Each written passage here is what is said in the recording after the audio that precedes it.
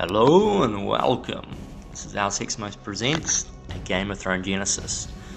This is level 6, the Red Keep, and it is the first mission in the War of Conquest campaign. So the year is now year 1, and as you can read there by the text, we're finally following Aegon the Conqueror. So I was quite excited to play this, to sort of see how, the Targaryen went around on his dragon to, conquer Westeros, and this is the start of that campaign. So he starts off here at the Red Keep, which is, kind of a little small ship brick house by the look of it, and he basically wants to slowly take over the surrounding towns. So you start with the ones to the south, which I think Southern Stormlands, I'm not too sure. So yeah. This level did take me a while to do, but that was through my kind of fault. So I've done a little bit of editing in certain places, like sped it up by ×2, and I think I even cropped out a couple minutes. And that's because I lost some envoys I probably shouldn't have lost, and things like that. So I didn't want to make these videos too long. But anyway, I had played this a couple times before. And normally as a map that I kind of turtle and take my time on, but knowing this, in the south, I know that there is a horseman unit, an assassin, and some archers, and there's as well as a spy. So right off the bat, I built a guardsman to send them down south, and that's to deal with the horseman units of the enemy. And then I built the envoy and sent the envoy off to go capture the first town for me. So preemptively sending the guardsmen down this way, because they do beat horsemen. That's the the rock paper scissors. That's what beats them. So I'm just prodding here, just trying to find them, just trying to see where they are, and kind of establishing a point in front of the next town. So when my envoy comes along, he can just go in there and start capturing. Yes. I shall make some change. So yeah, so as for Aegon himself, he just kind of hangs out by the Red Keep. I don't think you can move him around or anything, but you can't let him die. It's pretty similar for most of the maps, but I don't think he ever really comes into too much trouble. So he just sits by the Red Keep and until near the end he comes into it, which is pretty cool. So just going to capture that second town now, and then when I can afford it, I've built horsemen. And the reason why I've done that is because I mentioned before there's archer mobs or archer mercenaries of the enemy in the south as well. So there's the horsemen, and they've managed just to ride on through. I don't know why, but they just ride on through. So that ends up being pretty unfortunate for me later on, but anyway, I send my horsemen in over the bridge to go deal with them, create a bit of a sandwich. I should be able to win this battle fairly easy, which is good, because you don't want any sort of early losses straight up.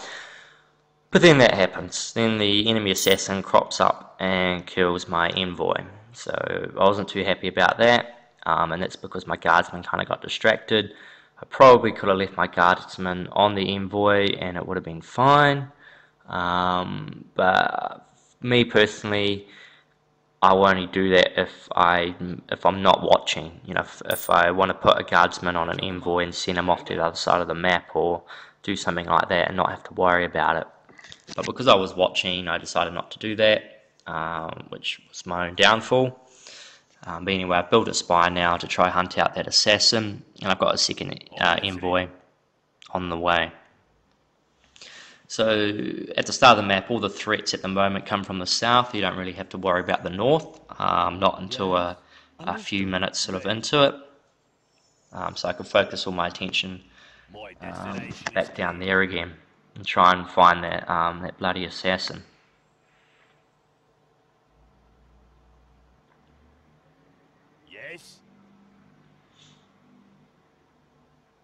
Okay, let's get this second go. So now the archers have come, and that's why I mentioned before the archers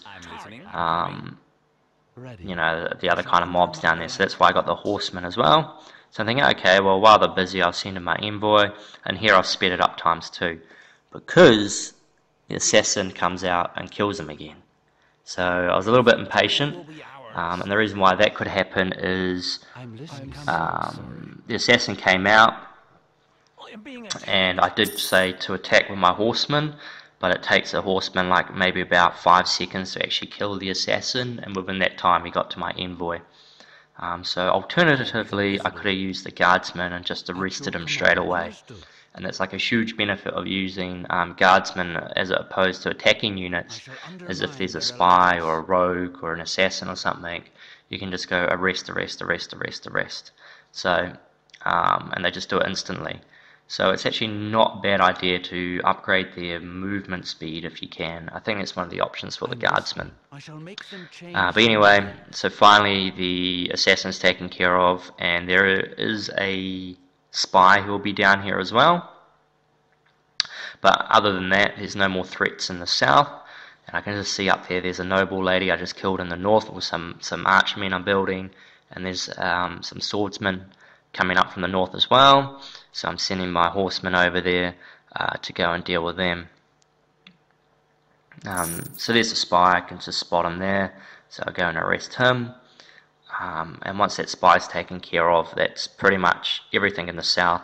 And so now I should see my units kind of back up to the red keep and kind of create a new sort of chokehold up there.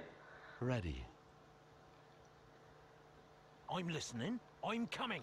As soon as The graphics have gone a little bit fuzzy, and it's probably because I've got this running at ×2 speed, but you can still kind of tell what's sort of going on.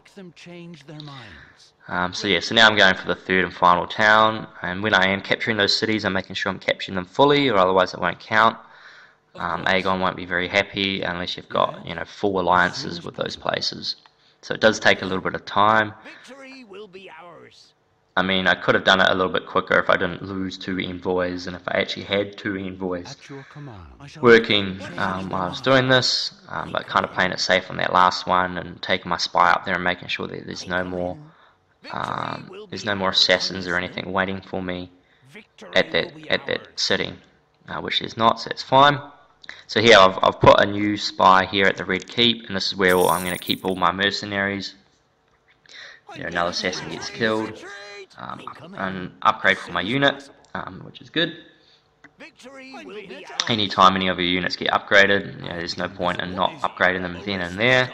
When I played through it the first time, I would actually pause the game and unpause it and do the upgrade kind of thing, so it didn't actually waste any time.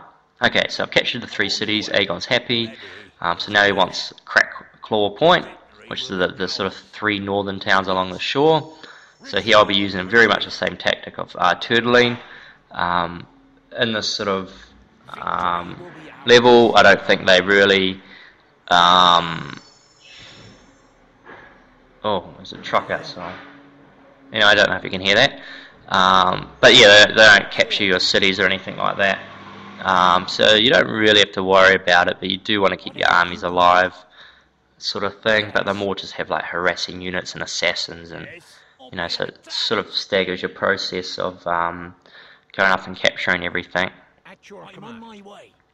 So I have lost a bit of the mercenaries I do have, and I also noticed I bought a noble lady on this map, and for some reason it won't let me do blood alliances. The reason why I was wanting to do the blood alliances is to generate more revenue, but I wasn't having anything of it.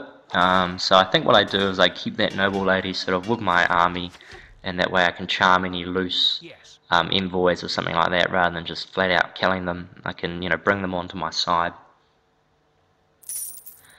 So here I'll just be moving up north to the first city. There, so I'm trying to charm. Oh, you can charm a merchant, can you? That's going to be a dead merchant anyway. So yeah, so basically it's just going to be a mob that I'm going to keep slowly moving up. And they will build a lot of guardsmen, so you got to watch out. And I get caught out with that again with my envoy. I probably should have a second one, but I'm a little bit strapped for cash, and it's probably because I let 2 of them die at the start, and then that just kind of has a snowballing effect So yeah, I'm trying to get another envoy. I'm not sure if I managed to seduce him. There we go. So at least now I've got 2 envoys, which is a lot better than just having the one. But yeah, basically you won't get attacked from the other Tully kind of sort of areas. Yeah, this is all Tully's lands, and you're trying to capture Harrenhal, which is a big black castle and features in the book quite a bit, which is all, you know, has been all skewed and mutilated and melted from Aegon's dragon, and that's what this mission is sort of playing through that story, which is kind of cool. So that's why I was really excited to play this sort of campaign with Aegon the Conqueror. So I don't know why that town didn't get captured or recaptured, but anyway, just working my way up north, up the coast, up Cracklaw, to capture the cities one at a time. You know, just killing whatever's on the way, and capturing them as I go. Now here, I think I edit the video because I was up here, I killed all the units, I was like, great, awesome, and my envoy was trying to take it over, and then the enemy actually built guardsmen out of that city, and it captured my envoy, and then I had to wait for him to walk all the way back, and then bring him all the way back up again, and then it happened again, and then it happened again, and I was just like, oh my god, it happened 3 times. I wasn't very happy. I was thinking about replaying the map and not having it do that, but I thought it was good to leave it in there as a point because it is one of the threats of this map. So you do want to post your places outside, and there was the cut. So I did cut the video just to go capture those points, because there wasn't any other enemies coming from anywhere else, so they were just coming out of that place there. So this is nearing the end of stage 2. I've kept the spy there just in case, you know, they try to come through. So once Claw gets taken care of, Aegon goes, oh, now I've got my dragon, which is Balerion, I think he's called. So it's pretty cool. Finally, you get to see some use of dragons.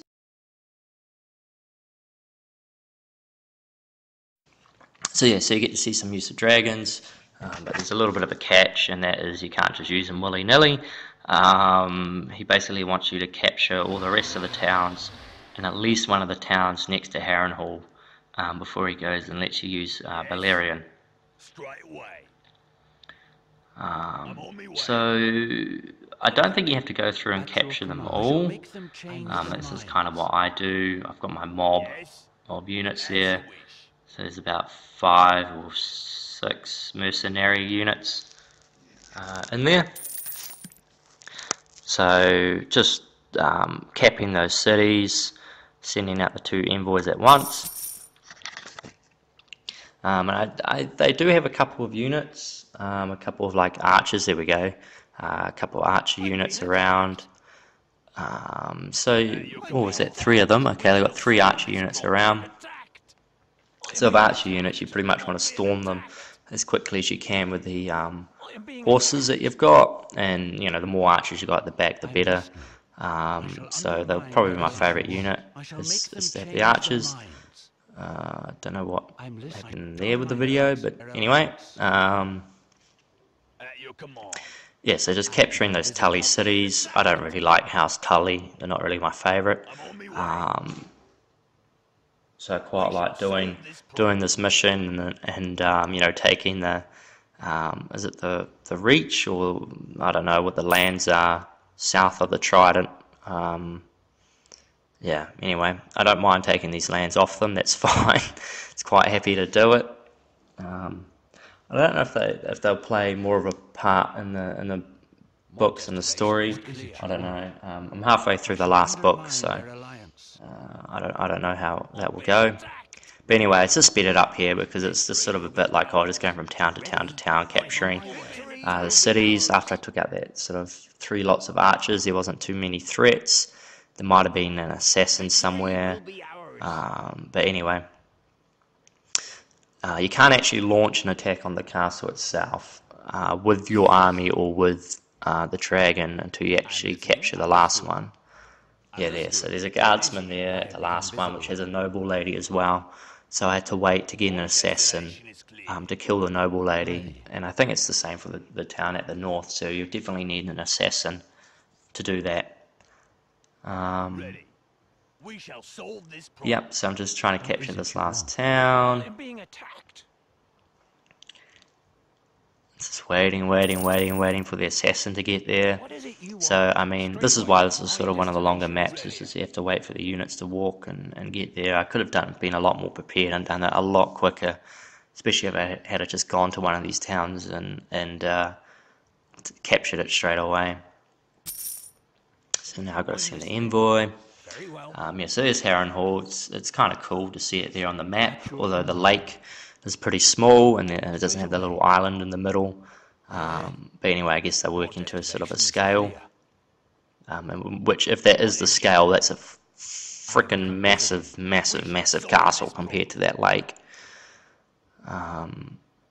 So here I think I've clicked the dragon, and it's kind of, he's gone half. Here he is. Here's the dragon. But because I haven't fully captured that city, there we go. Now I've captured that city, I think. I hadn't fully captured it. There we go. Now it's fully captured. Now Aegon's like, okay, you can use my dragon now. So he's going to do a U-turn, and here he goes. Oh, yeah, take that, Tully. At your command. So yeah, so that's pretty cool. That's pretty cool. That's how Harrenhal got its scorchness. That's how it got melted. And that's the victory. So anyway, thanks for watching, and see you guys in the next one.